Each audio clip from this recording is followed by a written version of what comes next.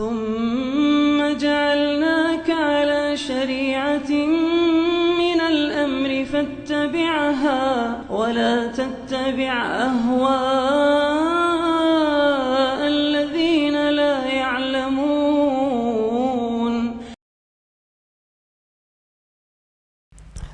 Kata beliau, idza hamma bil amri, apabila seorang itu sudah sungguh-sungguh ingin melakukan perkara, falyarka raka'ataini min ghairil fardhah, maka hendaknya dia sholat 2 rakaat, bukan sholat wajib.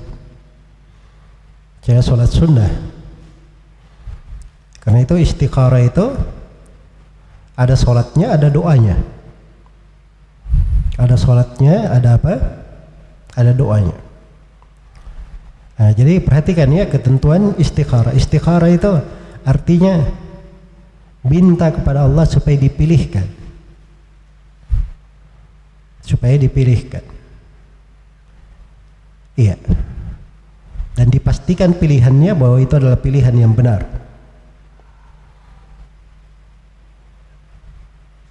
Tapi bahasa Nabi, idza hamma bil amri, idza hamma ahadukum bil amr, kalau seorang di antara kalian itu sudah berniat sungguh-sungguh.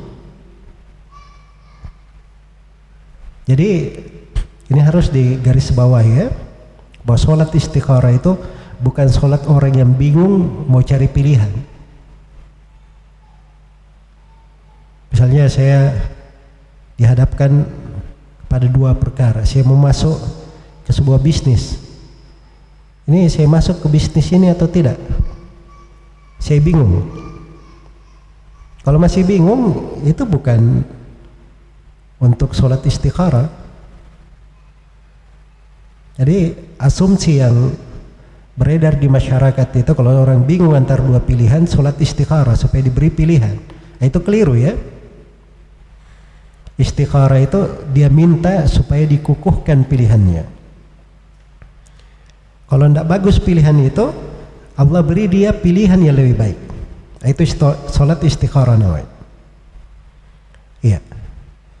Ya, kalau seorang misalnya tadi dia mau bisnis, dia tidak tahu, dia tanya dulu ke orang yang ahli di bisnis itu. Dia pelajari dengan baik, dia teliti, dia tanya kepada orang yang ahli. Nah, setelah dia dapat kesimpulan, oh hatinya tenang, saya mau masuk, saya sudah kuasai. Nah, baru dia sholat istikharah. Karena dia sudah ada pilihan. Sama seorang mau menikah. Iya. Kalau dia misalnya ini ada 2 pilihan antara A dan B. Iya. Antara fulana dan allana. Yang mana yang dia pilih? Nah, ini bingung namanya. Kalau bingung itu bukan tempat istikharah. Jelas ya? Tapi kalau dia sudah pilih si fulana, nah, dia lakukan sholat istikharah. Kalau pilihannya benar, Allah akan berkahi dia, Allah akan mudahkan. Kalau pilihannya tidak benar, Allah akan palingkan dia dari itu, diganti pilihan yang lebih baik. Nah, itu istikharah namanya. Istikharah. Baik. Jadi istikharah ini sholat sunnah. Karena Nabi tidak mewajibkan falyarka raka'ataini min ghairil fardhah. Dia lakukan 2 rakaat, bukan sholat yang wajib. Makanya istikharah ini dia bebas waktunya, mau disolatkan, mau dilakukan berapa kali pun gak ada masalah. Karena itu ada sebagian orang-orang jahil, dia sangka bahwa seperti Imam Ahmad, Imamul Bukhari itu katanya bikin bid'ah baru. Bid'ahnya apa? Kadang disebut di biografi mereka, mereka dalam sehari itu sholat ratusan rakaat. Ya, dibangun di atas kejahilan orang ini. Dia katakan Nabi tidak pernah mengajarkan sholat ratusan rakaat. Berarti itu bid'ah, dibolehkan. Nah, ini kejahilan ya. Para ulama ahli hadits itu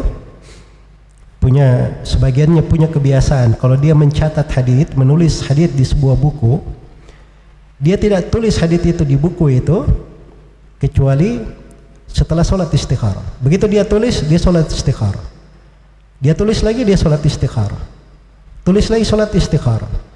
Ya kalau dia tulis 10 hadits saja, sudah 10 kali dia sholat.